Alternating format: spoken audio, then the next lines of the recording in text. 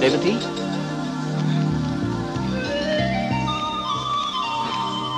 உன்னை எங்கெல்லாம் தேடணும் தெரியுமா? ஆமா, கோவில்ல எதுக்காக அழுத ரேவதி? அது சும்மாதான். சும்மா யாராவது அழுவாங்களா? ஏன் கோபி, என்னோட அப்பாவை நீ பாத்திருக்கியா? சின்ன வயசுல பார்த்த ஞாபகம். என்னோட 8 வயசுல அவர் இறந்துட்டாரு. அப்பா உயிரோட இருந்திருந்தா இவ்வளவு கஷ்டம் வந்திருக்காதுல்ல. அம்மா கஷ்டப்படுறத பாக்குறப்போ வேதனையா இருக்கு. வர்ற வருமானமும் சாப்பாட்டுக்கே சரியா இருக்கு. நான் வேலைக்கு போறனாலும் வேண்டாங்கிறாங்க. சீக்கிரமா நல்ல இடத்துல கல்யாணம் நடந்து நான் கண்கடுக்காம வாழணும்னு ஆசைப்படுறாங்க. என் கல்யாணம் சீக்கிரமா நடக்கணும்னு நானும் ஆசைப்படுறேன். அம்மாக்கு ஏதாவது ஆச்சுன்னா அப்புறம் நான் தனி மரமா துவைக்க வேண்டியது ஆயிடுமே. அதுக்குதான் எனக்கு ஒரு துணை கிடைச்சா நல்லா இருக்கும்னு நான் நினைக்கிறேன். உனக்கு துணை இல்லைன்னு யார் சொன்னா? இனிமே நான் இருக்க. நீயா? ஆமா ரேவதி, படிப்பை பாதியிலே விட்டுட்டு அப்பா அம்மா பேச்ச கேட்காம இங்க வந்து இருக்கிறது யாருக்காகன்னு தெரியுமா? உனக்காக தான் ரேவதி. நிஜமாவா கோபி? என் மேல நம்பிக்கை இல்லையா? என்ன நம்பு.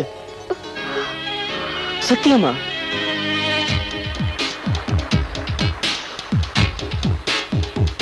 உனக்கு துணை இல்லைன்னு யார் சொன்னது?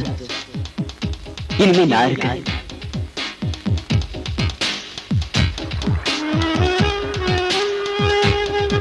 ரேவதி உன் முறை பொண்ணு தானே?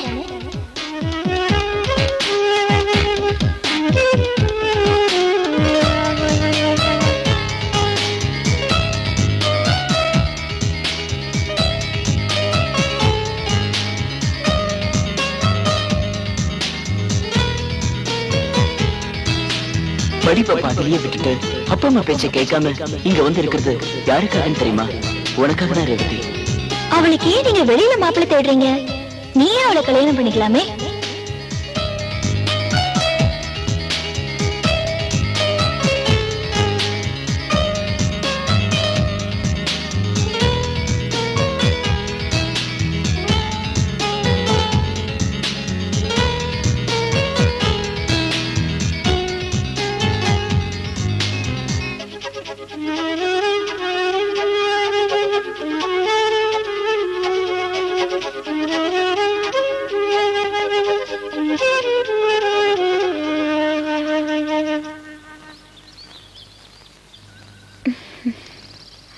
கோபி, எழுந்துற.